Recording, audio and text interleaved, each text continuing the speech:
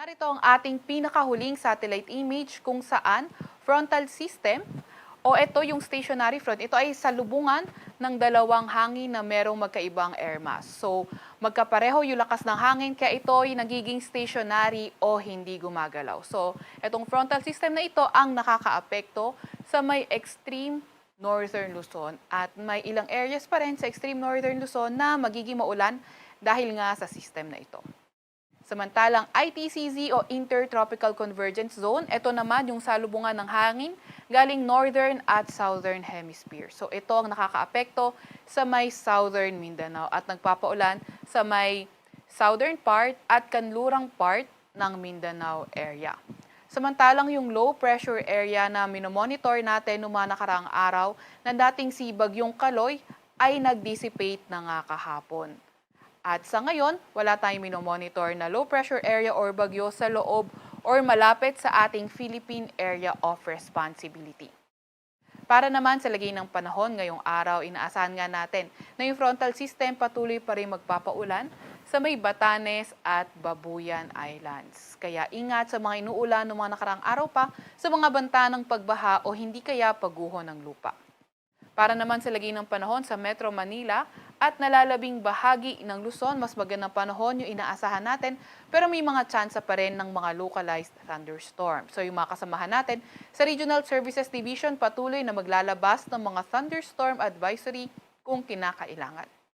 Naasahan nga natin na yung frontal system until tomorrow magpapaulan sa may Batanes at Babuyan Islands at sa mga susunod na araw, improving weather na yung inaasahan natin sa area na yan. Samantalang sa Metro Manila at sa nalalabing bahagi ng Luzon, at least in the next 3 to 5 days, patuloy pa rin yung ganitong klaseng weather condition, may mga tsansa pa rin ng mga thunderstorms.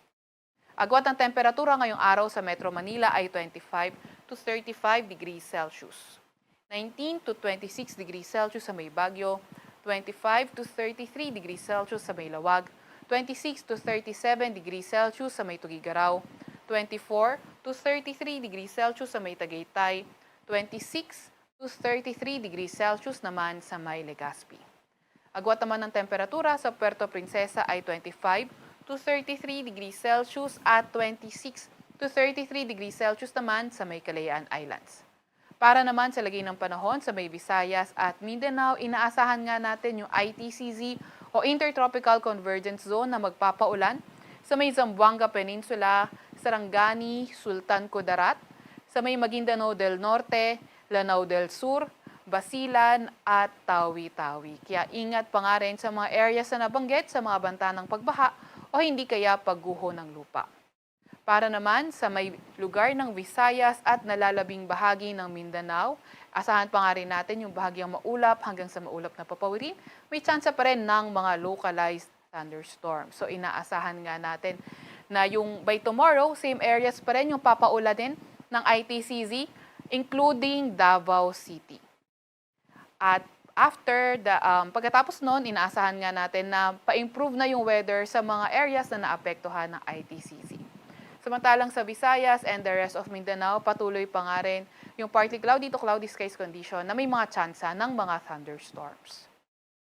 Agwat ng temperatura ngayong araw sa Cebu at Iloilo ay tinataya from 26 to 33 degrees Celsius.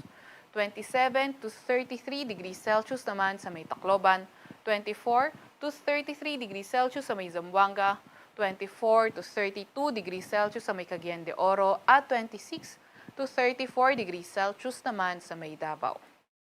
Update sa heat index, kahapon nga naitala ang 41 to 44 degrees Celsius na heat index sa Metro Manila at ang pinakamataas na naitala kahapon ay sa lugar ng Coron, Palawan na umabot sa 48 degrees Celsius. Ngayong araw tinataya ang 41 to 44 degrees Celsius na heat index sa Metro Manila at ang pinakamataas ngayong araw ay posible sa Dipolog sa may Zamboanga del Norte na aabot ng 46 degrees Celsius. Para naman sa lagay ng ating karagatan, wala pa rin tayong gale warning sa kahit anong dagat baybayin ng ating bansa.